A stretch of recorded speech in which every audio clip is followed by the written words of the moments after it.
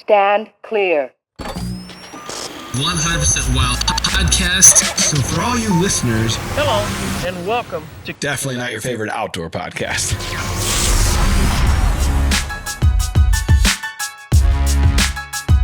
What's up, everybody? Welcome back to the Drury Outdoors Got 'em podcast. We're brought to you by DeerCast. Got him. I am Tim Chelsvik. I'm Matt Drury. We got Terry Drury on today. We got him. $200 is $200. We had to pay him I mean, what's with his own money. He did the count back before we started the show in French. Yeah. So is that what that was? I'm not going to say a word till I get my $200. Ooh, that could be a kind of a quiet podcast. A long show. American or maybe pesos. I don't know. American money isn't worth much anymore. No, it's the rate not. we're going. No. Pretty soon we'll all be spending the yuan. Yeah, I saw that. China's on the move. Yeah.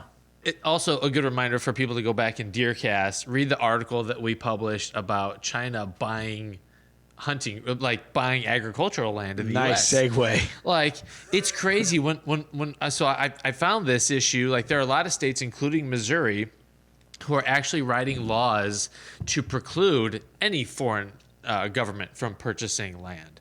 There's not a whole lot of land bought up right now in the U.S. by foreign governments, but they are doing it. And unless a state writes certain legislation, it's legal for them to do that. Which I always thought that it was illegal to begin with. I didn't know that it was legal for another country to come in and start buying ground. I think it's 370-something thousand acres. Is that not correct? Or 320 or whatever it was. But it was a substantial amount, and it just so happens that a lot of it is in and around some of the military facilities that we have. Surprise, surprise. They're floating balloons over us and buying our ground. And You're weak. yeah, I mean, they're always pressing. Well, that's your weekly China update. Let's go to the phones. All right. Wait, it's quiet. So We don't have phones. we don't really have an agenda this week. We have a hidden agenda.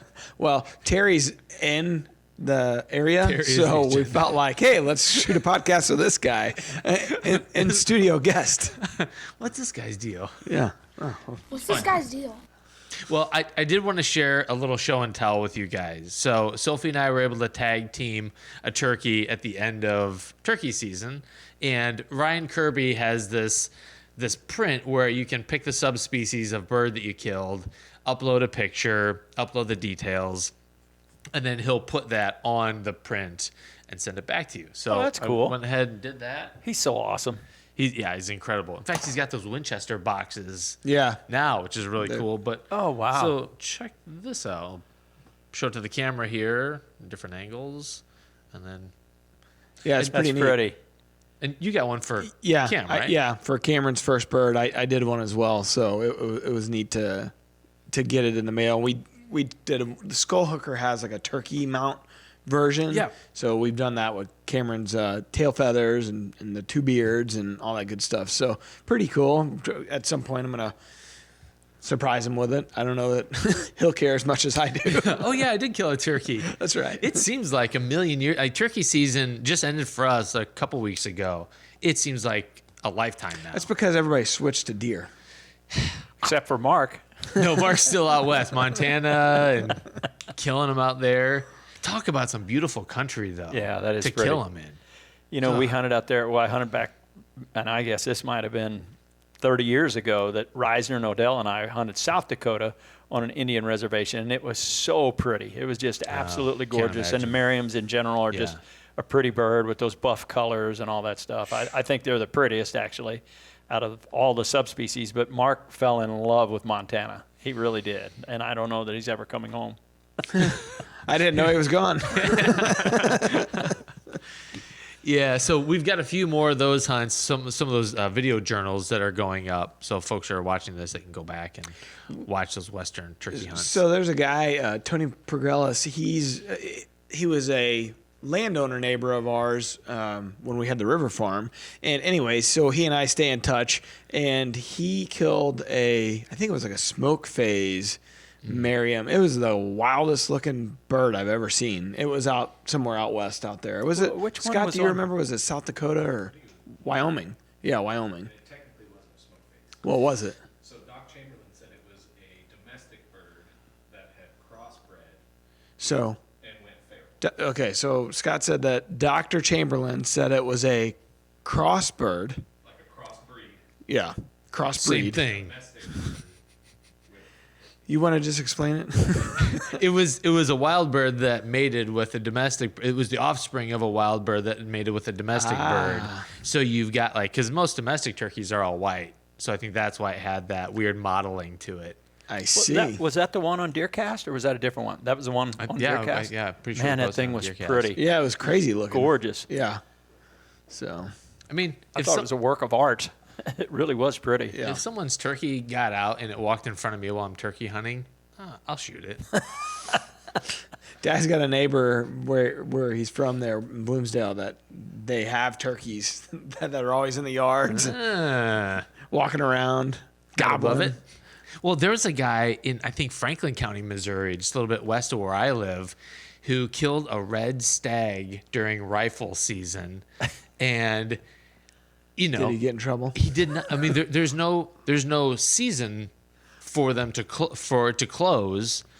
And the agent was like, it was an honest mistake. I mean, it looks pretty much like a whitetail. A big whitetail. You don't expect to see it. Well, where'd it come from? Enclosure? Someone must have had him in a big pen or some fenced-in area. Hold on.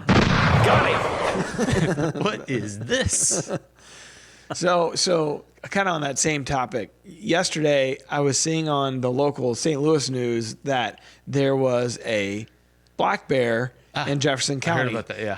And Festus, Missouri specifically. And they were doing these interviews. This guy, I guess it was in the morning, and his wife was like, there's a black bear in the front yard. And this guy was hilarious. He's like, really?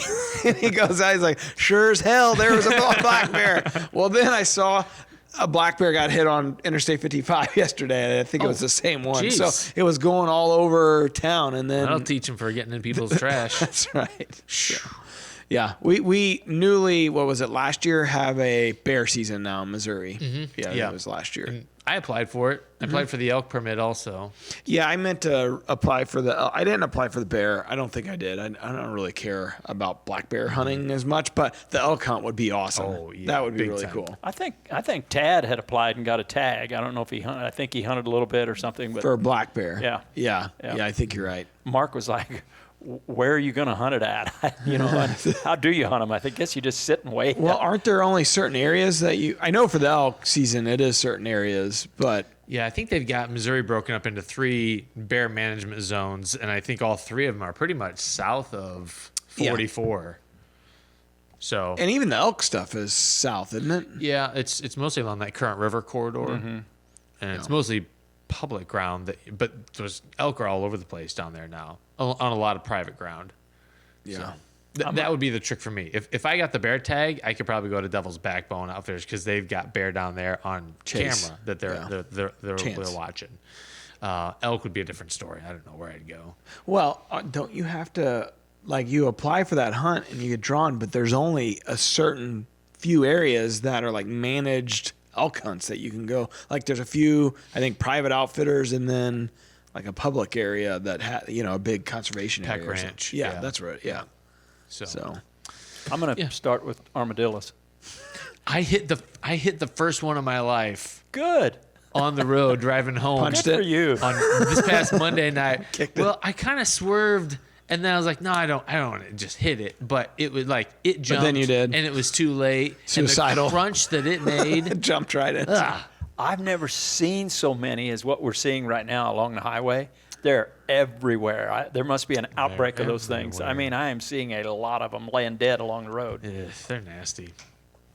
They can carry leprosy. So don't take one home for a pet. I'll be It's a darned. public service announcement. So you're welcome. These are the hard lessons to learn. I picked one up, now I lost an arm. Tim's got leprosy again. He won't be in for a couple days. He's got another little case. Caught it changing a tire on his car. Yeah, I did look for splash damage. Thankfully, there was no residue, armadillo residue. Yeah, So it's all inside its shell. What is what's the point of this podcast? There is none. Well, so our real wild clip is kind of gross. Kind of makes you feel bad for deer. We've got a question from Brad Boyer from down in your guys' neck of the woods. Know Brad. It's good that you're on today to help answer that question. And then we've got a historical wildlife word. I see. It's not really a word. It's more of a date. All right. So before we jump into all that stuff, what are you and Forrest, what's Forrest really honed in on at the farm right now? You guys planted all your corn, all your beans, it's in the ground. Now what is he up to? Forrest is under the weather today. He's sick. Leprosy? He caught some type of cold. No, That's one of them armadillos. Messed with the armadillos. With those armadillos. We got them all the way up there, though. They migrated all the way to the north. Dang. But he's been busy. He's been putting up electric fence now. We got all our corn and beans in. Thank goodness, Nutrien, a new partner, has been phenomenal as far as trying to get the right chemical mixtures and all that stuff. Our fields are clean for the first time in I don't know how long. We have issues, with water hemp and cocklebur and some of those other things that you just can't seem to get rid of. A lot of foxtail and what have you. They are whistle clean this year. So Nutrien's been phenomenal as far as coming up with the mixtures and the right amounts and the rates, as far as the application rates and all that stuff. With that being said, we got some timely rains. So corn and beans are looking pretty doggone good. The deer, once they find them, those soybeans, though, they just go right on down a row and they take the tops off every one of them. So he immediately got putting electric fence up where we think we're going to be needing it, close to blinds, where we're going to be sitting over the top of soybeans. Same way with the corn. They're just, once they get on it, they don't let it grow. And we've been pretty assertive the last few years on our doe management, our doe numbers, which I've been like that since day one, since we bought that farm. And I don't remember how many we ended up with last year, 35 or something like that, but we participated in the DMAP program. And we were struggling to try and shoot does last year, if you can believe that. And then now all of a sudden, because it seems like there's a lot of them that come in there to fawn, and the population, you may or may not see them, but they're there. And then so many of them are nocturnal. But once those beans pop, man, it's hard to keep them off of those food plots. And that's the issue that he's battling right now. But he's been spraying, trying to get clover fields up to snuff, get those ready. We had a really, really mild winter, so the deer stayed on the clover longer than normal and literally took it down to where it was slick like this tabletop. So in addition to the frost seeding, then we went back in with the RTP, and we real lightly went back in and planted clover again, the biologic non-typical. Just trying to get our clover fields back up and to where you could hunt them. So the weed growth, because the clover started to wane a little bit because of the amount of pressure, the weed growth did start to prevail. And we said, you know what, we're going to have to start spraying earlier than normal. So he's been spraying clover, trying to get it looking good again. So he's been busy. And then after he got everything sprayed, we've already put our second application on. We put our pre-emergent on before we planted on the corn and beans. We've put our second application on, which is the foliars and some of the other things that go into that. And then he went with the electric fence. He's got those up where we needed them. Now he's working on tree stands and blinds. Tree stands, we're going all new straps, every year, so many years apart. We'll leave those straps out there, but when they get to the point where they start to look a little bit poor, we change them out and just get rid of the old ones and put new. What size strap are you putting on? They're not the big ones, but you can get 1,000 or you can get a 1,500 pounder, and we go with the heavier. We opt for that heavier strap because they make 350 and they make 500 and they make 1,000. Those cheaper ones don't last. They'll last maybe one season or two tops, and they're very susceptible when you're climbing and what have you on our ladders or whatever. So we don't mess around. We go with the heaviest strap we can buy. And it's really a factor safety, along with safe lines on every tree. So he's been extremely busy, real busy. And then I just moving a high lift up there tomorrow to dig out another pond. In a spot that I don't have a pond, a water hole. But every year we go through the same exercise where we take the fire truck or the tank. We pump water out of the ponds to make sure that we can keep a few food plots growing all summer long. So he starts that process once the rain shuts off. and it Sure. gets hot and dry, then we start watering right away. So there is no downtime for Forrest. He's 24/7, 365, and his work never stops. I think you could swing by my place on the way back down with the high lift and fix a couple ponds that I got. Yeah. Well, every year we try to, and I missed it. I like to try and catch it in the spring a no. and dip them down a little lower, deeper, so that we have more water to access when we start the irrigation process. Yeah. Because so many of those ponds get silted in over the years and what have you. So we go around the edges and we'll take an excavator and dip it out, or a backhoe or something, dip it out, and then take skid steer and then lose that material. But I got Jerry's going to come up there and build a new one. So no. That was a no. No, Matt, I don't think he's available. Okay. What's the latest with the El Nino weather pattern and Funny you should how ask. you're looking forward to, the rest of the summer? Funny you should ask that, Tim, because we were in La Nina for so long, and then all of a sudden the El Nino it's starting to make that transition. We're out in the Pacific. That water is warming. I don't think that is completed yet. They're still going through that temperature differential where the water temperatures are raising. So we haven't seen the full effects of El Nino yet. But that's usually when we have those really, really extreme hot, dry summers. Yes. So we have that to look forward to. Great. And I did see where June, July, and August, the average temperatures are supposed to be warmer than normal. Yeah. Sweet. Tough on food plots. It's Tough terrible. on everything. We go through it every year. It's painful. And then you mix CWD or not EHD into with the it, mix. I was telling Terry maybe a day or two ago that Scott and I were looking at DeerCast, and in maps we're messing with the rain station because I was curious. I was like, I wonder how much rain we've gotten on XYZ lease, and we pulled it up, and I was already off 6 inches on rain totals since January 1st from last year. I haven't done the 10-year average to see what the average was, but last year to this year I was down 6 inches as of a few days ago. So if you're thinking, hey, and you're heading into a drought, and you're already off on your total. I like that. And Forrest and I do it all the time where we talk about that 10-year average, but I would rather be a little behind in rainfall because you're going to get it. It's coming.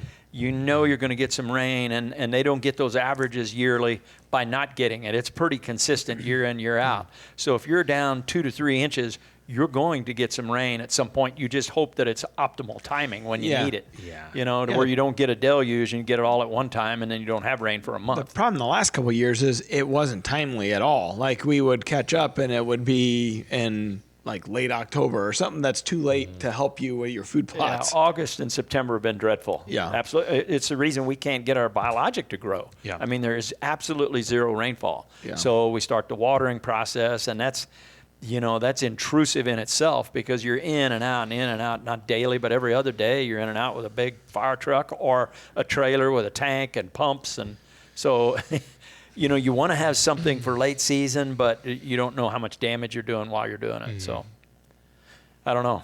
Yeah. Well, here's hoping we have some good rains and Just timely. August and Yeah, just September. timely rains. And you don't want excessive amounts. You just want enough to keep Which- food plots growing. It seems like that's what it's been so far, at least around the house and the St. Louis area. It's like even last night it poured. I mean, like poured. Did it really? Yeah, but just a little pop up humidity, Yeah. thunderstorm there in Arnold. It's just like this doesn't help whatsoever. It's just a bunch of rain all at once. Yeah, those are not good. Those are not good, especially when it's too dry, to where things start really shedding. Now, when will you start really looking at trail cam pictures? We hibernate them, much like you do each year. So I like kicking them back on in July, first week of July, Yeah. somewhere in the middle of July, because you can get a pretty good idea of who's who by then, because they start growing. In April, a lot of them start with those nubbins coming out, and the pedicles start to show, and so usually by July you can do a little bit of an inventory. Okay. But what a feature! I mean, that's been phenomenal. On the Reconics being cell able to cameras. hibernate Oh, yeah. those. Oh my Yeah. God, yeah. I think Mark doesn't start his until like August. Yeah, now. he's a little later. Yeah, but he's got a ton of. I get why they got so much. Yes. He'd rather wait till they're basically fully developed and you're getting a little bit better idea of what their patterns are because they have so many cameras out there between Missouri and Iowa. Yeah. and he's usually pretty effective waiting that long. It hasn't seemed to. Seems to be working for him. It seems to be working, yeah. Yeah. I don't know. We just strategize a little bit differently. If I find a deer that I know where he pops up, I got an idea where we'll kill him. So we concentrate on watering those spots, trying to keep the biologic growing, and we kind of got an idea where we're going to hunt him at. So that's really the reason for trying to decide and do a little bit of an inventory early on. Sure. I started going through some of my trail cam pictures from last year, and it just kind of hit me. I had a lot of 3 and 4 year olds that I had on like all over camera last year. So I'm actually kind of excited about what this year could hold, just in terms of the sheer quantity of potential deer I had last year and some of the deer I saw. What I find interesting, though, I always see a lot of 3 and 4 year olds. And then I don't see 5-year-olds. Where do they go? Yeah, it's like, okay, where did these deer that we've been passing for 2 years go to?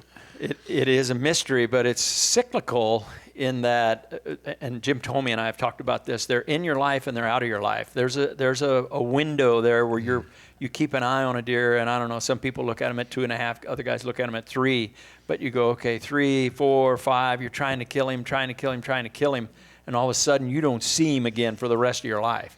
So you go on a new group. It's like, okay, we're done with that group. Let's start a new group. And it's very cyclical. So you might be hitting the peak of your curve, and you may have a year or two if you had a bunch of 3 and 4 year olds, and yours too. I mean, once you see them, if the neighbors haven't killed them, there's a pretty good chance, particularly if they're a homeboy, and you get pictures of them and you kind of got an idea where their range is.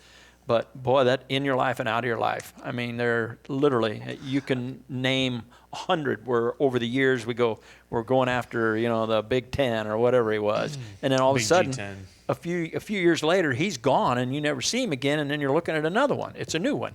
And that's the kind of the cycle of life with hunting. I feel like if you have like 4 or 5 deer that you've passed, like 3, 4 year old deer, you're going to end up with maybe 1 or 2 that you can hunt at a 5 years or older age. If you're lucky. If you're lucky. That seems to be like in my last 5 to 7 years of hunting the leases and stuff. It's like, all right, 1 might show back up after 2 years, Yes. And oftentimes, along. A lot of people, number one, they don't have the time to hunt. So they take advantage at the time they're out there. And if they see a 130-inch 10-point, regardless of whether he's 3 or 4, they're going to go ahead and harvest him because it might be the biggest deer they have an opportunity at all year.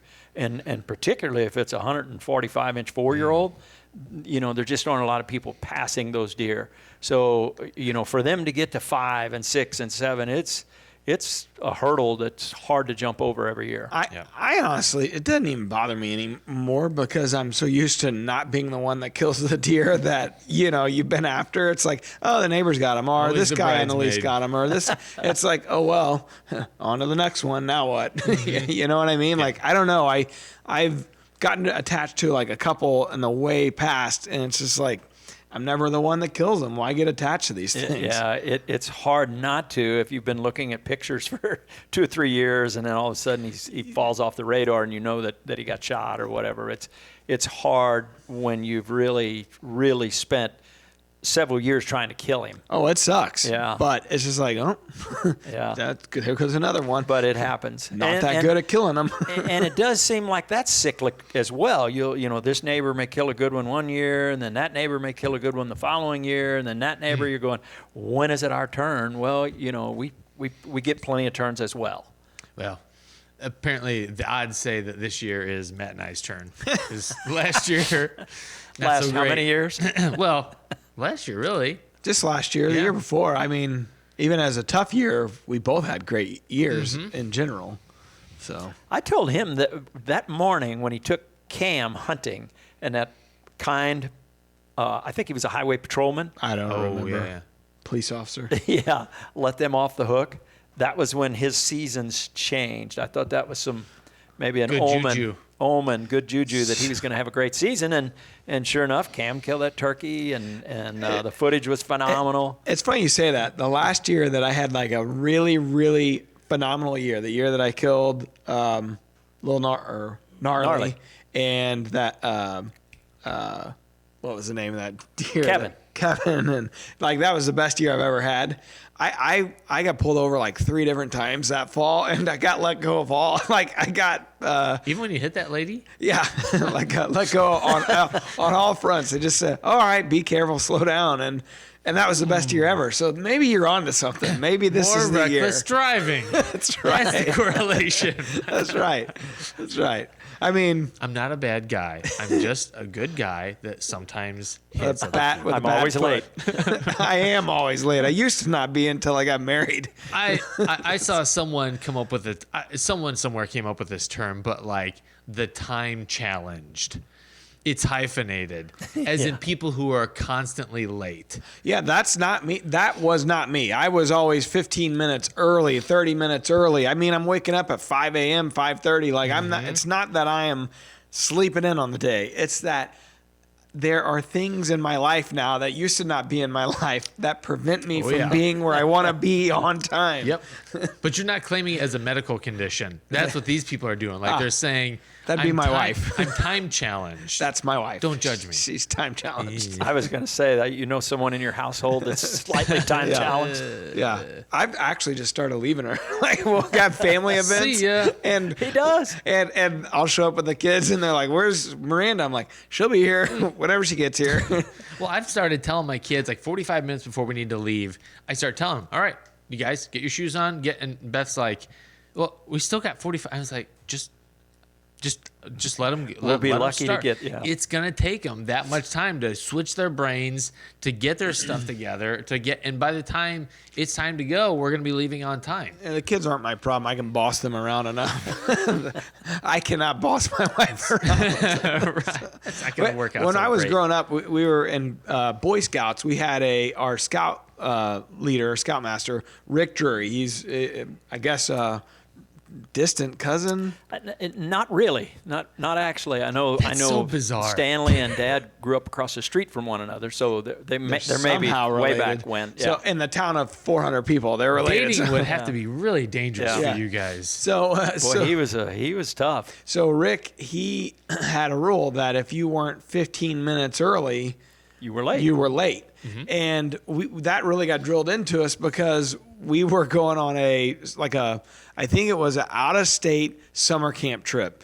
And you were loaded on the bus, and at the time he said he was leaving, he shut that door in the bus. The bus was a big old yellow school bus that the scouts had bought, They call it the Jaws because it hit so many cars, just eats them up. So anyways, if the time was 7 o'clock a.m. that we were leaving, at 7 a.m., that bus was pulling out and he was the driver.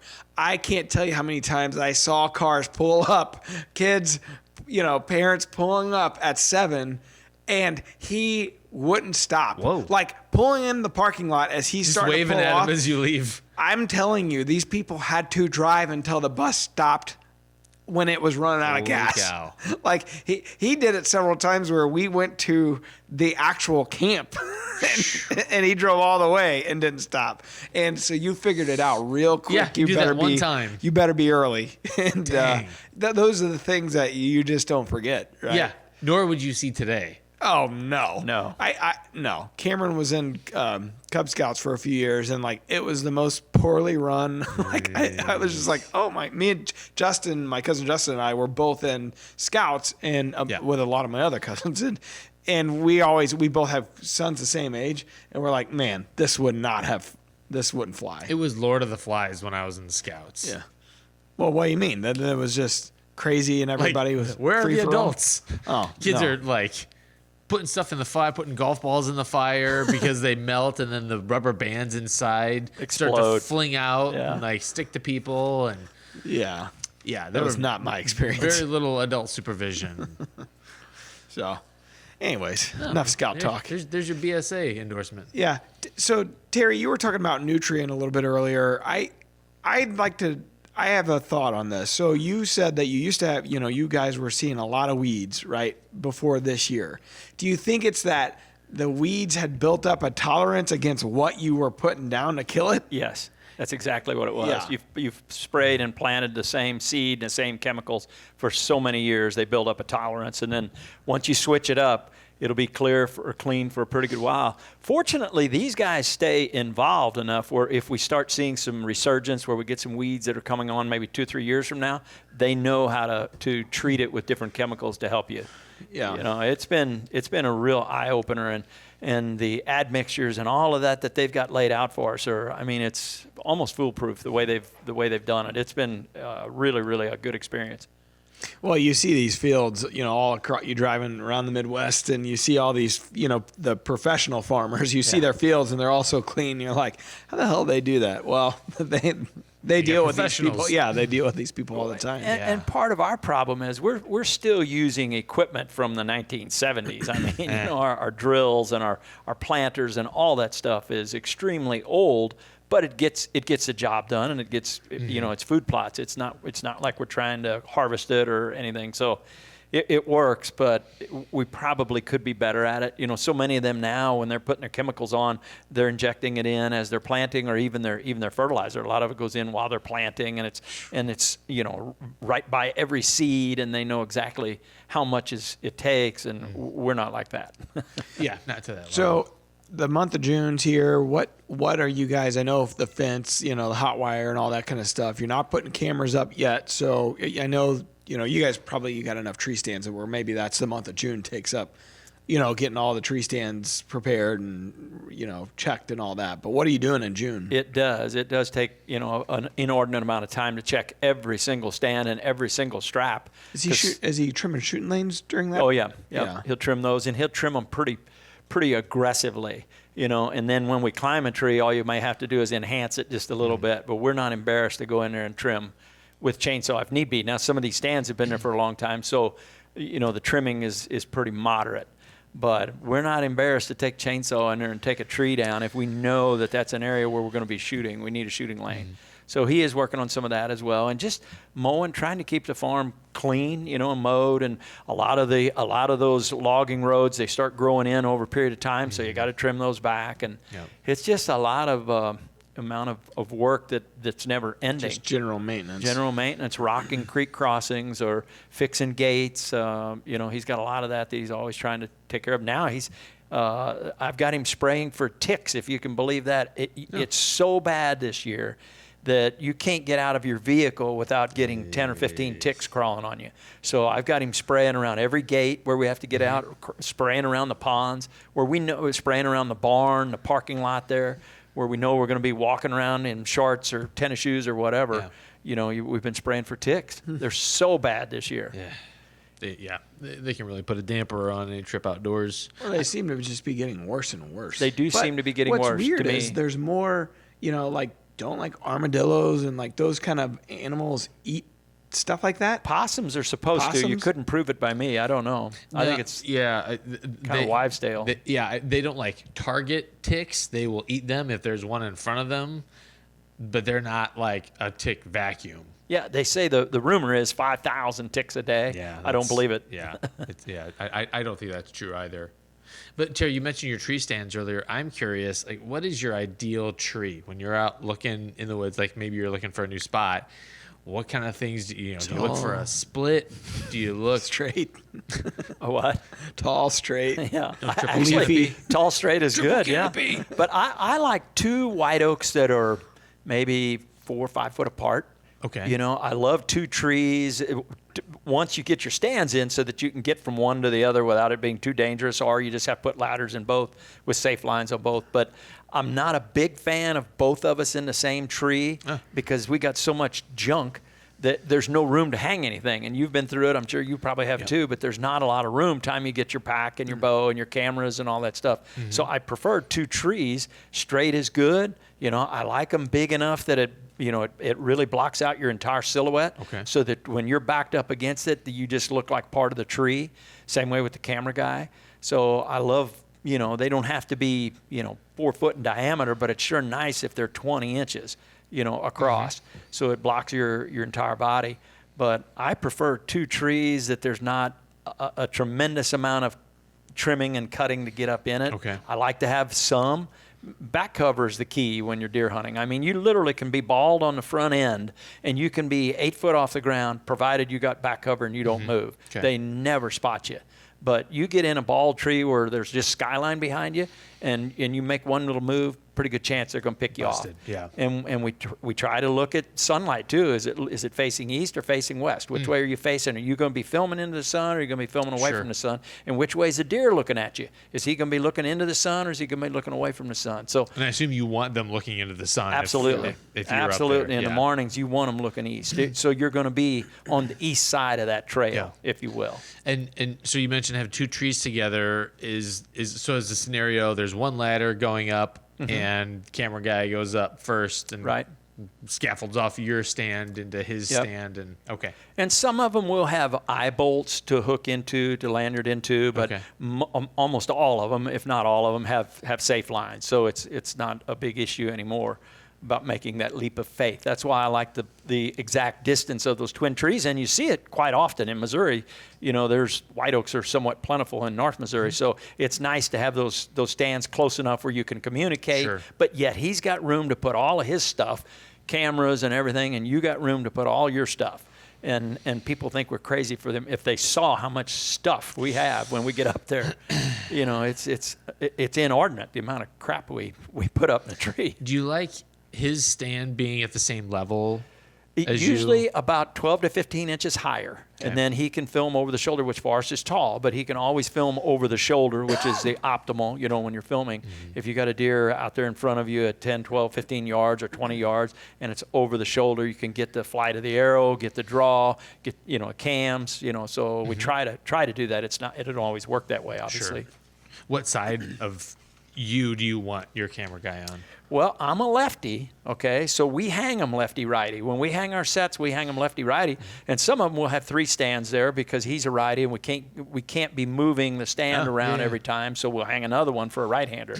But, if he's just slightly to my left shoulder, just slightly, it really works well, where sometimes he can get it right down the shaft, where he's filming the arrow and all that stuff. I wish it was more often than not, but the deer usually twist you around and they never read the script, but once in a while it works. Huh. All right. Got some stands to hang this summer still. Get them hung, Tim. Yeah, I know. Got to put them together too. Oh, you're a saddle guy. Someone asked me that last night. I like the saddle to prospect. To prospect. Are you a gold prospector? Gold digger. I never could figure out on those saddles. It would seem to me like there's a good bit of movement, like you're swinging around. You're going to poke the hornet's nest here. It's less the movement. It's more me saying, wee, as I'm swinging back and forth in the tree. That seems to really tip the deer off. Because typically we can't breathe, man. When we're in a stand, and these deer aren't overhunted. I mean, we go to spots that hasn't been hunted in a year, and they still, pick you off, and we're dead like church mice. I mean, we don't budge, and they still will every once in a while will catch you. But that saddle just looked to me like there was a little bit of movement involved. I don't know. I've never hunted out of one. The principle is the same, and movement will get you busted. But so you can be pretty stable in a saddle. Your feet are kind of locked up against the tree. Yeah. So, and sometimes you have a platform. Sometimes you're just using a branch or something that comes out to get leverage on the tree. But yes, but you do have to be still. But I think you get away with a little bit more because you're not vertical. Like your profile is coming off at a 45 from that tree trunk. That's a good point. The only thing I can figure is that that's a good point, actually. It's a little more of a natural angle. Like maybe that's a really big limb up there that's coming off that tree trunk. Maybe it fits in a little bit better to their taste.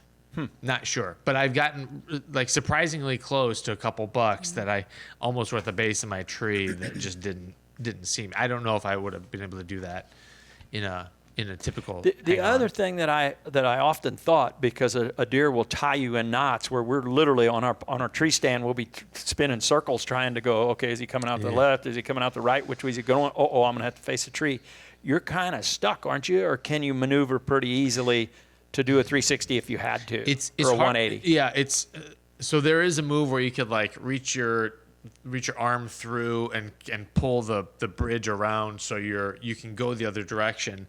But with the camera gear, with a camera arm, it makes it really hard to Yeah. to change directions. So you really do have to anticipate where they're coming from. You need Matt to film you. No, That'd be fun. nobody needs A that. lot of fun. Just swinging back and forth. I'll up meet you there. Well, Forrest and I talk Drop about me a DeerCast pin. we talk about it all the time, into your hand or away from your hand, much like a bull rider when they're riding a bull, if they're left-hander or right-hander. Yeah. But we talk about swinging into your hand or away from your hand when you're bow hunting. You know, if you're lefty, you can go this way as far as you need to, but going to the stuck. left, going the other side, it's impossible, literally, Yeah. without moving your feet. So I was wondering on a saddle, I'm assuming it's same principle. Yeah, and you can spin. It's just it requires a little more dexterity. Yeah. But I was gonna say having a camera guy in a saddle, especially if you just have a single set, it's like perfect for using a saddle because the camera guy can go up, get in your stand, hook his saddle up, and then kind of go around the backside of the tree. Oh, dual saddle. It's not a dual saddle because you're in your lock-on stand. Oh, I see. So it's great for a camera guy setup if you just have a single stand and makes he sense. just goes up ahead of you and Yeah. gets set up and then you start hunting. I don't think so, Tim. I've never hunted out of one of those. You keep saying it like you want an invite, Terry. No, I'm saying that as if I never will. Tell me what it's like. All right, let's get on to the next thing here. What is it, The Matt? next thing is the Real Wild Clip. It's powered by Silencer Central. All right, so Talk to me. This makes me week, feel bad. we have a doe that's got a lot of acorns. She's hiding the world in her cheeks. So she's obviously got some sort of deformity it's here. a condition called lumpy jaw. It's not uncommon either. I mean, we see that fairly frequently. For real, that's the name of it. It's the name. Yep. And it happens because deer get food impacted in kind of the sides of their mouth and their molars. And that food impaction grows, more and more food gets stuck in there and it gets infected. And man. there's bacterial growth and there's inflammation. Got to be painful. It looks really nasty and Looks like she painful. just left the orthodontist. I keep expecting bubbles to come out of her mouth or something. Yeah. But That's pretty Looks like crazy. it's either Levi Garrett or Redman. Who sent this in? this is one of our DeerCasters. Nice. Well, thank you, DeerCaster. Yeah. Crazy. That's crazy. It's real wild. Real wild clip of the week. All right, so this week we got a question of the day. The question of the day is proudly presented by Victory Arrows, the carbon arrow expert, with unbelievably straight shafts, 100% carbon fiber construction, and bone-crushing durability. Demand the best. Demand victory. I want victory. Victory! Hey guys, Brad Boyer from St. Genevieve. Hey, if you had to pick one food source besides biologic, of course, what would it be? Thanks. You're One welcome. food source for deer. Yeah, that's a pretty easy one. Obviously, biologic is going to be our number one choice, whether it be, maximum, winter bulb, sugar beets, non-typical clover. There's a lot of choices there with biologic that serve quite well throughout the entire season. If you have to go outside of biologic, then I'm a big soybean kind of guy. I mean, we've had tremendous luck, and so has Mark, on soybeans. The problem is you have to be set up to plant them. You have to be set up to spray them. Obviously, we're not harvesting any of them, so it's not a big deal. But I really like hunting over them early season, late season. Matter of fact, Forrest, you were asking a while ago about what he's doing. We're already talking about replanting some beans so that we have some green beans come September 15th, meaning you want some green vegetation there. If we have a terribly dry July, August, September, where our biologic's not performing quite well and we're irrigating and all that other stuff, then I would love to have a green bean. Staggered food source Yes. coming through. So we're you would staggered rather those- have beans versus like clover? Just straight No, clover? he said something other than biologic. Well, there's other places to get clover than just biologic. Yeah, but I'm just thinking just like straight our food biologic source. non-typical clover, we've killed an awful lot of deer off of that too. I prefer it early season, and I prefer the beans late season. Although once our deer get on beans, it seems like they don't get off of them. But the biologic is just because our climate has seemed to have gotten a little bit warmer each and every year, meaning now we're hunting clover all the way through Christmas. Years ago, it wasn't like that. You know, come November, you'd see a pretty big downturn in temperatures, and then you better have a food source for late season. It's not quite like that anymore. It seems like our clover lasts longer and takes us further into the season. So we've converted some fields to biologic non-typical clover just because of that reason. We're able to hunt them longer. But with that being said, if I'm not sitting over biologic non-typical clover or maximum, then my next choice would be soybeans. Beans, boys. Hard to beat beans. Shout out, Brad. Yeah, thank you, Brad. We appreciate the question, man. Plant beans, Brad. I know his dad quite well. Yeah. Okay, the Wildlife Word. It's brought to you by HHA Sports Bow Sights. With summer upon us, it's time to outfit your hunting rig for all those practice sessions. Acquire your target using the clean sight picture of a Tetra-Rise single pin that includes the convenience of a fixed secondary pin. I used that last year, and I like it, but I found myself not using the second one. Like the instance, well, it's probably because I didn't shoot anything, but I kept thinking like in the rut you would need it. Most importantly would be like the rut time when It's they're like a moving. backup. Yeah, it's a backup, but I found myself never needing it. And that's like, to me, that's the beauty of a single pin sight, because very rarely do I find myself needing anything other than what I've got with a single pin. But it is nice that Tetra-Rise having that known second distance just in case. I started practicing with it more because I would also find myself just dialing to the spot that I was practicing at for the first pin. But then I was like, I better get used to the feeling of the second pin inside, like, because it is a little bit different. Like, you need to get used to that. Like, sure.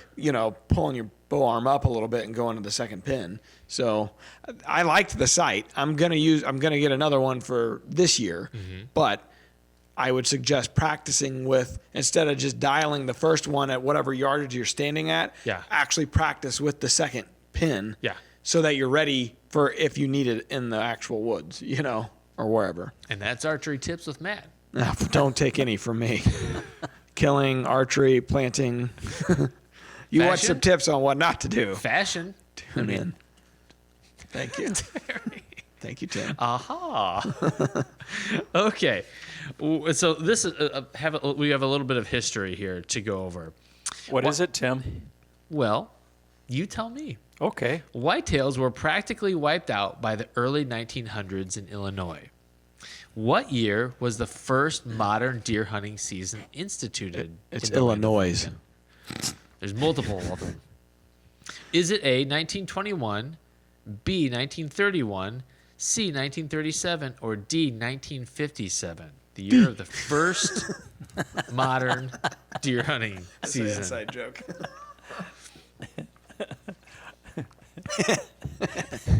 Now I got to say that. All right, tell the joke.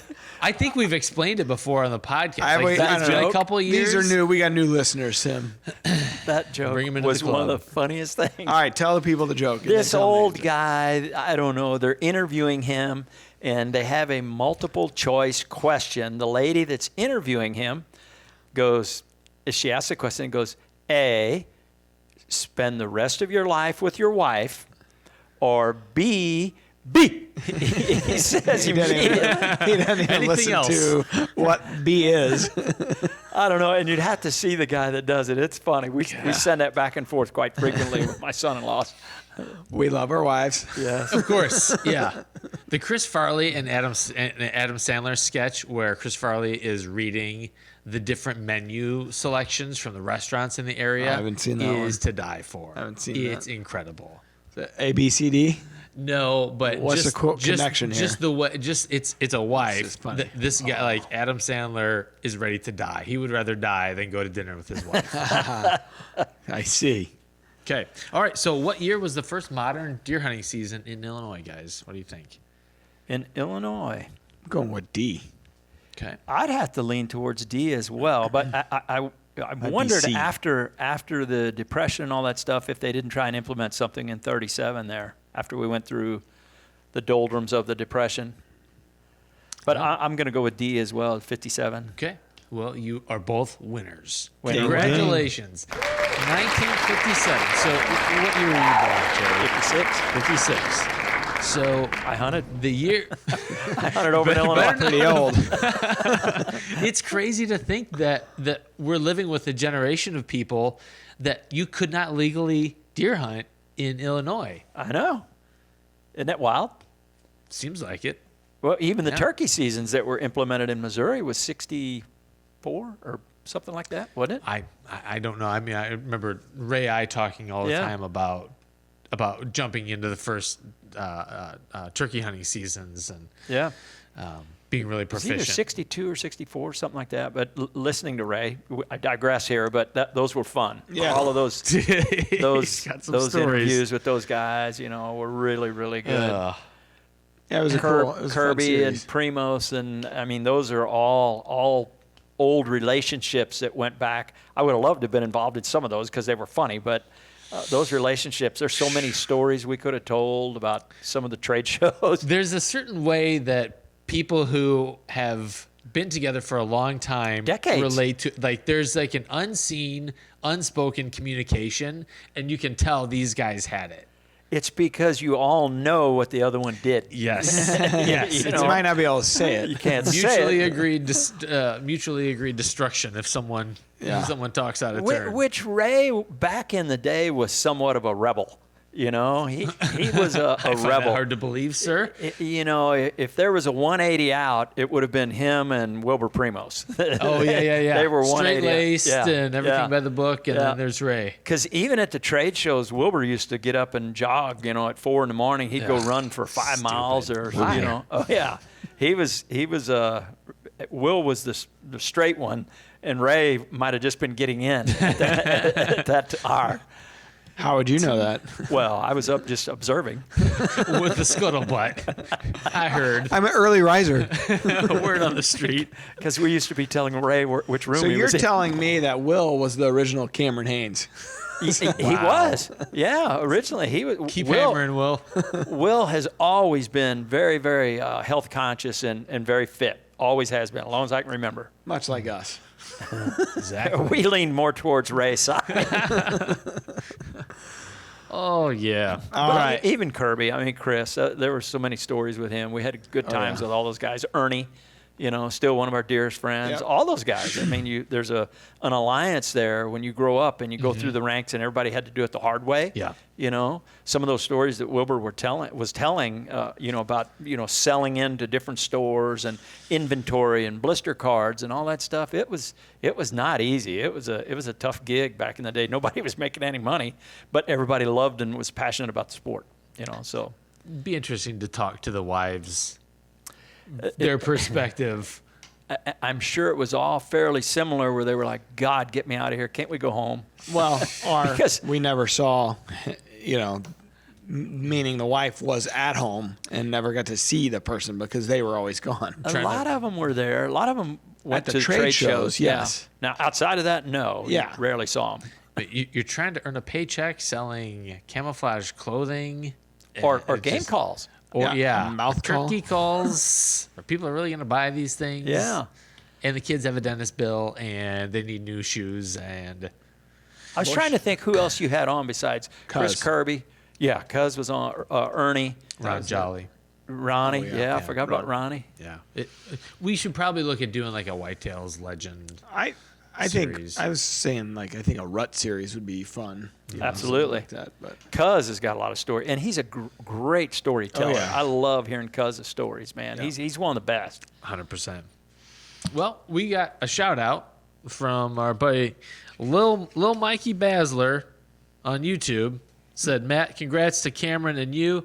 There's nothing more exciting than seeing your kids enjoy the outdoors, cherish these moments. They grow up fast, and that was in relation to your guys' successful turkey hunt. yeah, thanks, Mike. We ran into Mike there at the Bass Pro opening. That was the gentleman that came up to us. Oh, yeah. after Yeah. the ribbon cutting. Yes. He said that he found out talking to Mark that Mike's dad helped Mark field dress Yes. his first In deer. the 40 Acre Club. Yes, sure did. Right? Yeah. Isn't that wild? And Mark hadn't seen him again until I think it was Grandpa's funeral. Correct. And what was that guy's name? Bobby Bosler. Walked up to him and And Mark thanked him. yeah, Mark thanked him. Yeah. I mean, what if he didn't? because Mark's like, I didn't know what Now to do. what? Yeah, he shot it, and obviously, as all of us at that age, like, all right, now what?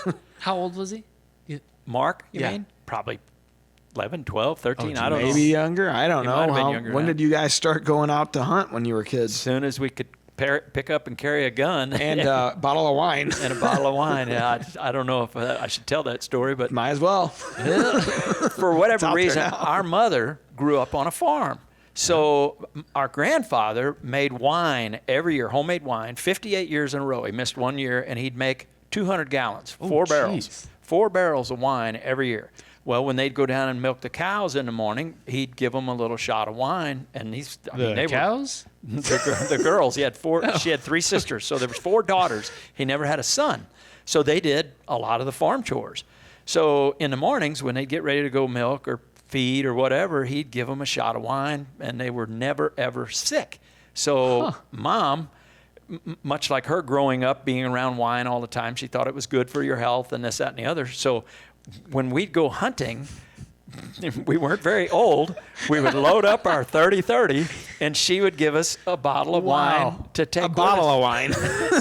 They're going to be really healthy boys. I'm talking 12, 13 years A old. lot of stuff is making sense now.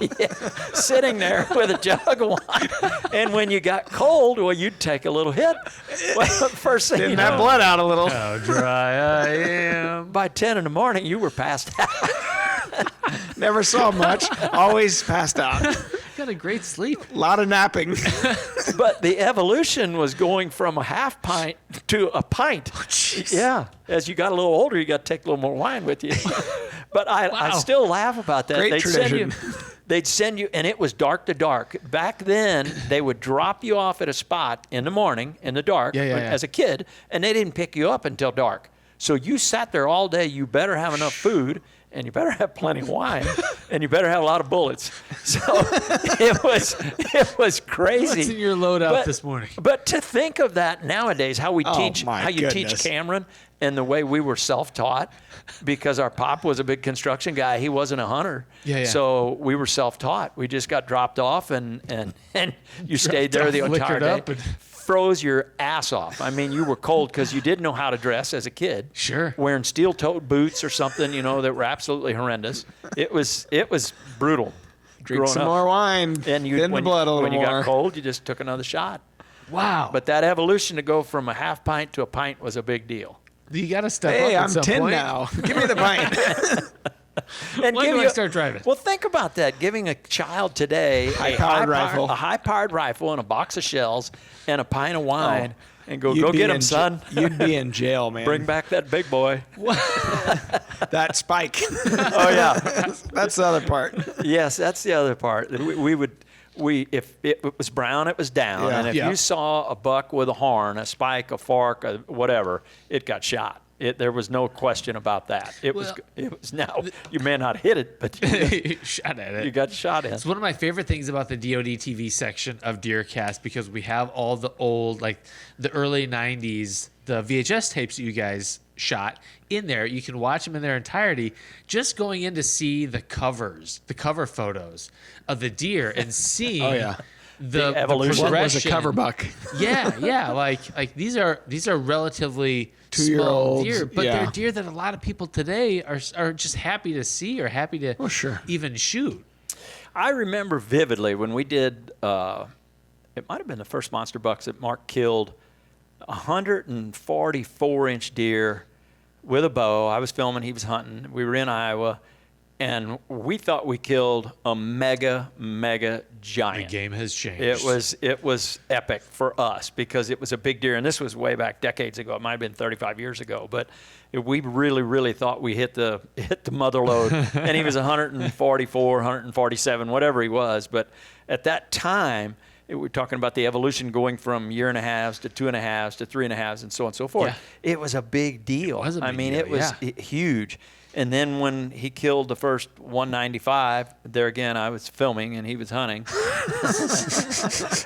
It was the largest deer that had ever been shot on video at the time. So that was the one that really kind of put us on the map, actually. Monster Bucks and Monster Bucks 2 both were extremely well done, and we were tickled to have them. But when we killed that first big deer, it was the largest at the time that was killed on video, and it was 195 inches. What video was that on? I want to say like Whitetail Madness 2? I think it was like Whitetail that. Madness 2, Yeah, maybe? something like that. Yeah. That deer's on the front. And, Yep. and I think it says like the biggest whitetail ever captured on Yeah, film. 195 and an eighth or something like that. Yeah. So I was a senior in high school. Were you? I think so, because I remember it was around Halloween and you guys came back after. I think it was like the 30th or something, 29th. And I met you guys at Dewdrop and Yeah. Watched them drink. yes. Well, we put it in the cooler there at Dewdrop. We Bet brought you it wish all you the way could've drank home. too, but you weren't old enough, so you didn't. We drove all night that night.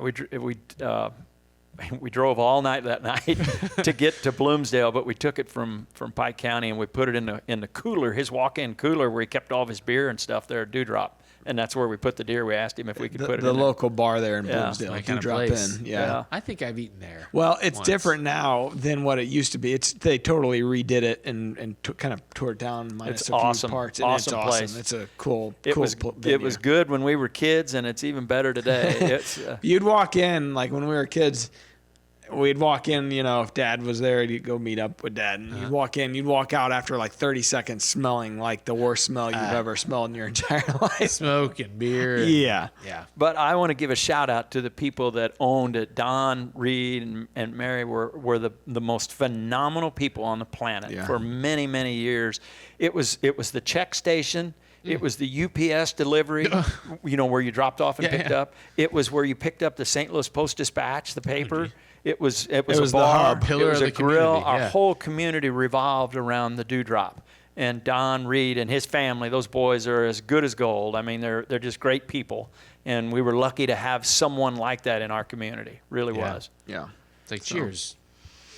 Cool. They certainly knew Terry's name. And Mark's. And Don was a huge supporter. He was good to us, through the whole thick and thin. He was just a good man. Get you set up before you go out to hunt. Yeah. Yeah, when we turned 21, both of us, he said, "What do you mean you just turned 21? You've been drinking in here for 5 years." All right, we need to close this out, Timmy. What's next? How about we welcome in our new RackPack members? All right, so RackPack is the private Facebook group that all you got to do is type in the search over on Facebook, Drury Outdoors, RackPack, and answer a couple questions. You'll get submitted in. Give us your social. Yeah. So these are the names. Every week there's a fake name somewhere in here. All right, so we got Rhett Rossi. We got TJ Plunkett. Rhett Rossi is not the fake name. It's not. No, it's just neat to see someone who's associated with us joining. Yes, yeah, that's a team member. Okay. TJ Plunkett. Austin Barron James, okay, serial killer. BJ. Mason Frevert, Jacob Block, Aaron Bennett. Nice to see Aaron, a 15-year, tenured I think I'm already DoD in member, there. joining. I think you're not. We had Aaron on the podcast last week. Oh, did you? And on set, we were doing this piece, and we were like, "Are you in?" He's like, "Yeah, I'm in it." And he looked it up right there. He's like, "No, you're not." Must be some kind of error with the Facebook algorithm. Yeah. Jamie Fowler, Luke Richardson of Richardson 112s. Matthew Tyler Morgan, another killer. Doreen and Buck Servington. Doreen and Buck Servidington. Servidington? Are you imitating Joe Biden? That's not I fair, lost his Matt. job. No joke, folks. I can't read. You suck, Matt. All right, easy guys. Well, so I think the Doreen fakie? and Buck Servidington. Servidington. Or Servidington. maybe it's TJ Plunkett. Yeah. Yeah, right, There TJ. was the old quarterback Jim Plunkett. I don't know what his first could have TJ been. Plunkett Thomas Jim seems Plunkett. like he could have Oh, been could like Jim a Plunkett? 70s movie star. TJ Plunkett. That does sound like a cool Jim action star Plunkett name. was quarterback for the Oakland Raiders. There back you in go. the day. Oh, sports. Austin Barron James. All right, enough be saying good. people's names. He's got 3 names. You and I got a meeting to go to, and we got to get lunch, so we got to end. Okay, well, thanks for tuning in, everybody. Next week, episode number 324. Going to be another great guest. What was this one? 323? Yeah, Probably. Terry. Holy moly. Yeah. That is a lot of time you guys have spent sitting here doing nothing. Yeah. Sorry. And it takes us 4 days to get ready for each show. Is that a good use of time? And then 2 days to digest it. Yeah. All right, thanks for tuning in, everybody. Until next time, peace out. DeerCast is now supercharged with maps. Get ahead of your game with killer new features like live Doppler radar, wind check out to 5 days, virtual rain gauges, GPS path tracking, and more. Plus, get our 14-day revolutionary DeerCast prediction and access to DeerCast Track. Prep, predict, and pursue with DeerCast. We're adding new videos every week, so make sure to click that subscribe button and check out all of our amazing content. This episode of DoD TV was brought to you by Leupold.